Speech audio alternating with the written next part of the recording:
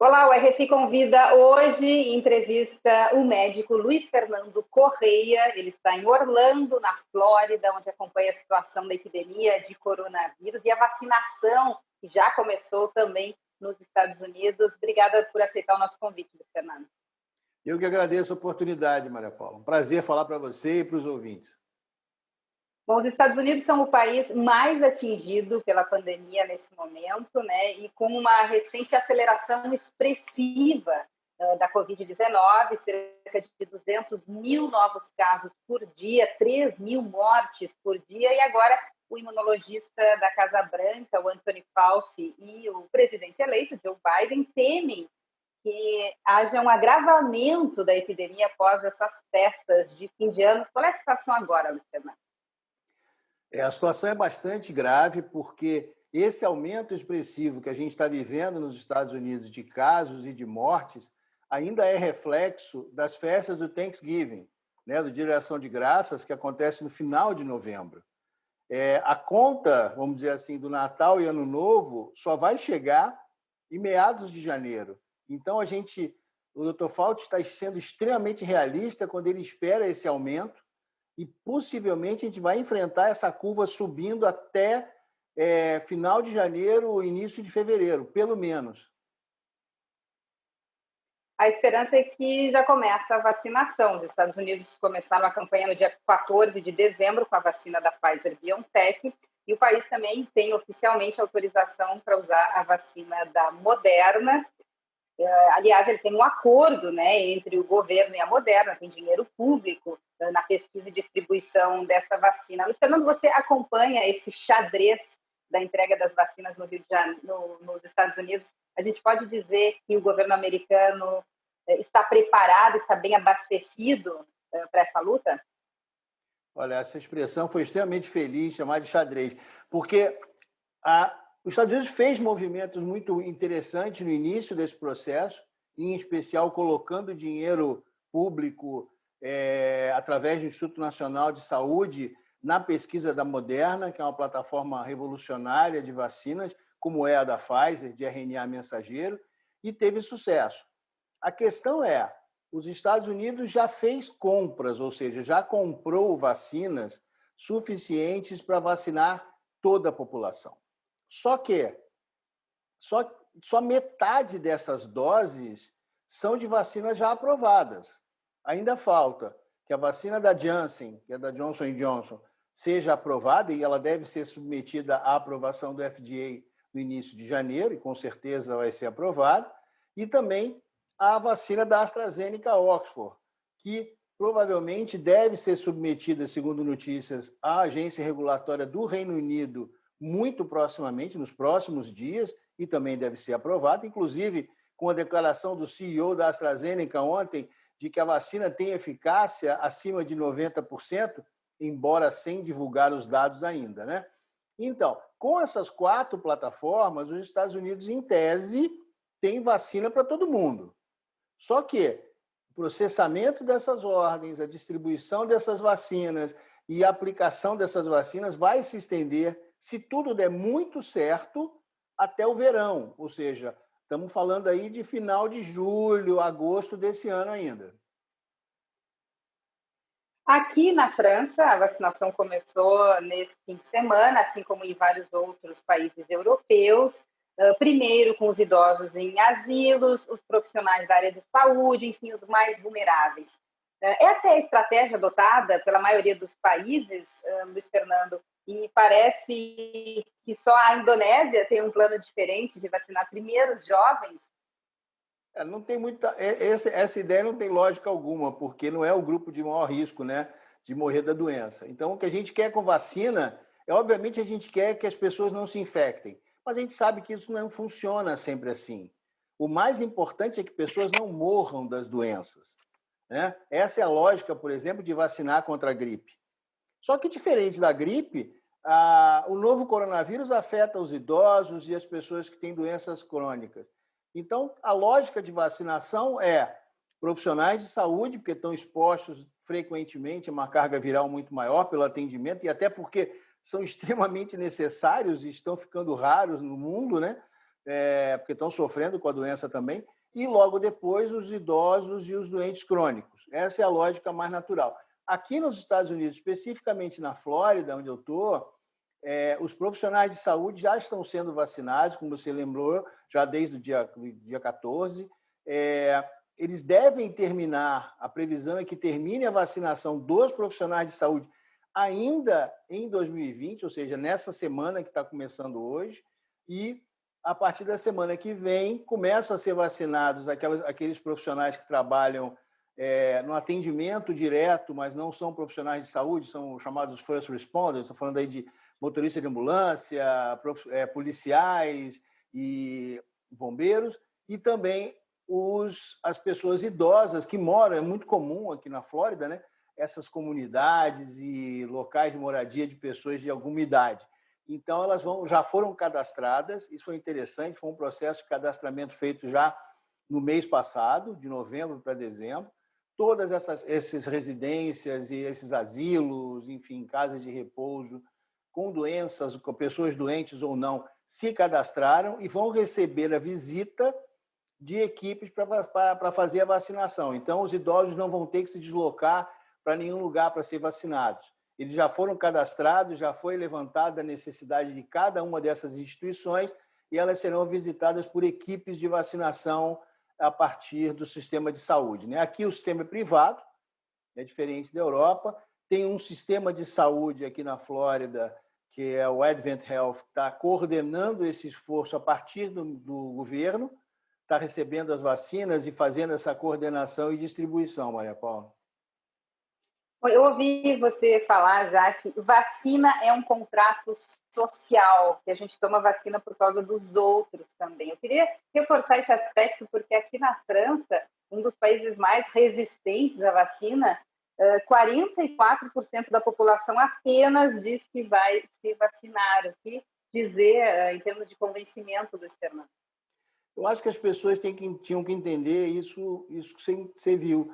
Ou seja, eu não me vacino só por minha causa. Eu me vacino por sua causa, pelas pessoas que estão do meu lado, não só da minha família, mas todo mundo devia entender uma coisa.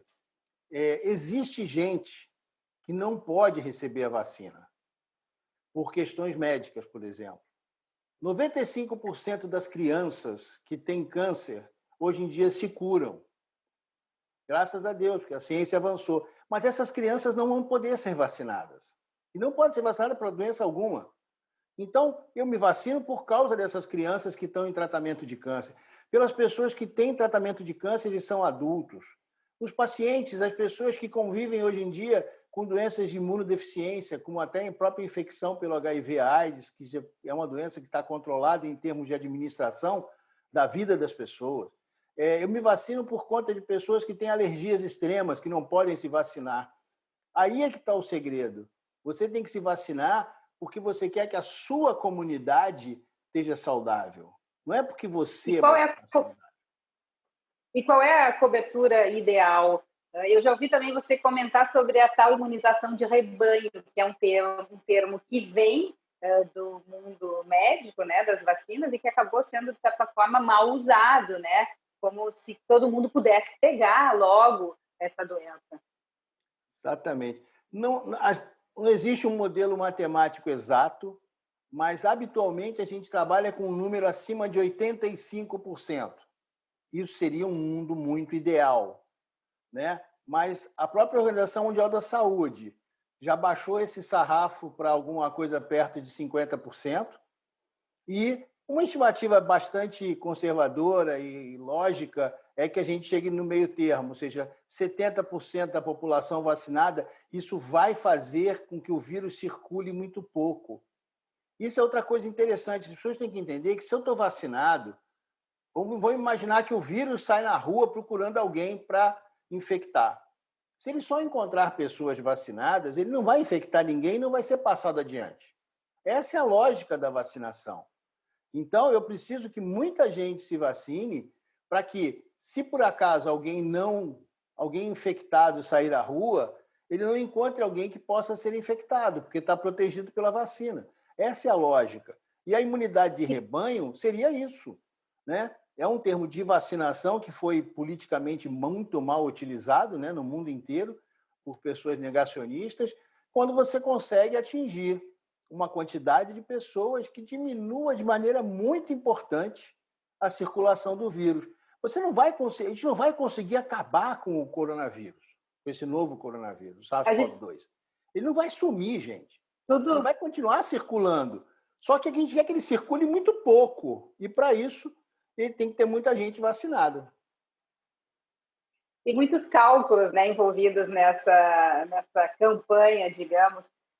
E o que muita gente diz é que só 3% das pessoas que contraem coronavírus morrem. Mas se pensarmos aí em 19 milhões de contaminados, só nos Estados Unidos são mais de 300 mil mortes. É esse o problema, né, Luiz Fernando? Exatamente. Vamos pensar uma coisa que as pessoas conhecem. Nos Estados Unidos morrem todos os anos, em média, alguma coisa perto de 20 mil pessoas por gripe. O novo coronavírus mata 30 vezes mais, né? Então, dá para ver que a gente está com excesso de mortes até para isso, né? Porque não estaria nesse número absurdo, mas poderíamos chegar a 600 mil mortes por ano, vamos dizer assim. Então, não tem como alguém justificar não querer vacinar e não se cuidar. E, infelizmente, uma coisa que tem que ser falada agora, e vai ter que ser muito falado, as pessoas vão receber a vacina e vão ter que continuar usando máscara. As pessoas vão receber a vacina e vão ter que continuar usando máscaras, vão ter que continuar lavando as mãos, vão ter que continuar mantendo o distanciamento social. Porque só quando a gente atingir essa tal imunidade de rebanho, que pode levar um ano, pelo menos, ou até mais, aí a gente talvez possa diminuir um pouco esse nível de precaução. Mas sabe o que é interessante? Esse nível de cuidado vai impactar positivamente, embora ninguém acredite, não goste de pensar assim, mas usar máscara, lavar as mãos, manter o distanciamento social, usar uma etiqueta respiratória para tossir protegido, não espirrar, eu vou diminuir, sabe o quê? As doenças respiratórias. Eu vou ter menos gripe. Muito menos gente vai morrer de gripe. Muito menos gente vai ter doença respiratória aguda. Porque a gente passou a ser mais educado. A gente aprendeu a ser educado na marra, né? Na pandemia. Porque tudo isso nossas avós já falavam. Não saia na rua se estiver gripado. Você acha que tem... Tá certo. Você acha que tem alguma lição que a Europa pode aprender com os Estados Unidos? Não, infelizmente não. Eu acho que talvez a questão de ter feito uma aposta numa plataforma de vacina, mas mesmo assim a gente corre risco, os Estados Unidos corre risco de não ter vacina suficiente. Uma das coisas que preocupa a comunidade europeia, você deve ter visto uma matéria que saiu no Der Spiegel essa semana, no final da semana passada, foi justamente que talvez essa comunhão europeia traga uma certa complicação, porque é muito difícil que as nações se comportem de maneira tão equalitária e tão solidária. A gente gostaria que fosse assim, né? Mas eu tenho medo de chegar uma hora em que a vacinação vai estar andando devagar e os países vão ficar, a pressão vai aumentar internamente e os países podem reagir com medidas de querer comprar mais do que foi comprado pela comunidade europeia, não vai começar uma guerra comercial. Existe esse risco, né? Existe essa pressão, porque até por uma questão econômica e uma questão política interna, por exemplo, a comunidade europeia investiu na vacina da Sanofi, que vai atrasar, né? Só vai chegar no final de 21. Então, muitas vezes os compromissos políticos e econômicos atrapalham essas decisões também, né? E a gente viu também o medo da segunda, digamos assim, dessa mutação, né, do coronavírus que veio do Reino Unido, as fronteiras logo fecharam, os caminhões ficaram presos. O que se pode dizer sobre isso? É realmente assustador de ter uma versão mais contagiosa? Olha, Até agora, o que se sabe é que realmente pode ser que essa mutação... E vamos lembrar que já aconteceram centenas, talvez até milhares de mutações ou variações genéticas desse vírus durante esse ano de pandemia. Nenhuma dessas variações tornou esse vírus mais letal, ou seja, matar mais pessoas. Talvez ele queira ficar mais infeccioso. Que é uma coisa também interessante. O que o vírus, a gente pensando assim, o que o vírus quer? Ele quer achar alguém que não esteja protegido, seja suscetível, infectar essa pessoa, se multiplicar dentro dessa pessoa e ser espalhado pelo mundo para achar outros hospedeiros, no caso, outros seres humanos. Se esse vírus matar muito rapidamente essa pessoa, não é bom para o vírus, porque ele não tem tempo de se espalhar. Então, a evolução natural do vírus é: eu vou me tornar mais infectante para eu poder contaminar mais gente, porque contaminando mais gente, mais virusinhos se multiplicam e mais virusinhos são espalhados pelo mundo, mas eu não posso matar o hospedeiro. Então, esse é o caminho biológico natural da evolução de um vírus. E é isso que está acontecendo. Ele pode se tornar mais infeccioso? Pode. Isso pode dificultar a vacinação? Não acredito nesse momento ainda, porque as mutações foram muito discretas em termos de estrutura do vírus.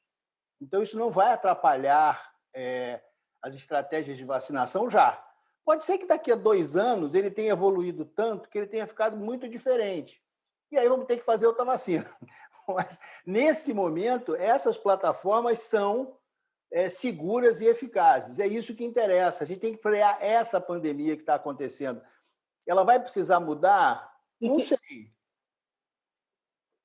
E estudos que foram feitos já há muitos anos, né? O que dizer para as pessoas que acham que essa vacina foi feita rápida demais? Na verdade, ela já vinha em estudos, né?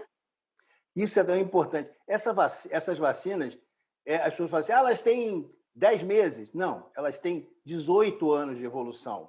Por quê? Vamos lembrar que a primeira pandemia de coronavírus foi a do SARS, síndrome respiratória aguda, que aconteceu em 2002, 2003. Rodou o mundo inteiro, atingiu 80 países, sabe? Matou 1.000 pessoas, um pouco mais.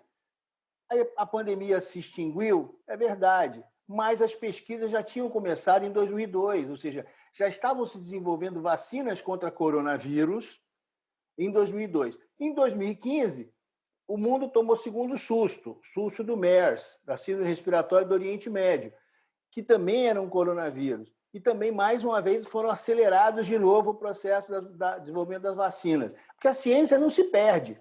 O que se aprendeu em 2002, 2003, continuou sendo desenvolvido. Talvez numa velocidade muito menor, porque a gente sabe que o dinheiro só vai para a pesquisa quando tem necessidade, né? Então, como não tinha necessidade, não tinha muito dinheiro para pesquisa. Então, a pesquisa ia devagarinho. Quando, em 2015, teve o susto, pisaram no acelerador de novo. A pesquisa anda mais rápido. E agora ela culmina com essa descoberta da vacina em 2020. Mas as pessoas têm que entender que os cientistas estudam esse tipo de vírus e vacinas para esse tipo de vírus desde 2002. Então, quem acha que a vacina tem 1 ano, esquece que a vacina tem, na verdade, 18 anos de idade. Já tem maioridade, né? Luiz Fernando Correia, médico, muito obrigada por responder essas perguntas aqui hoje no RF Convida. Espero tê-lo outra vez no nosso programa. Prazer foi meu. Sempre que você me convidar, eu vou estar por aqui, Maria Paula. Estamos às ordens.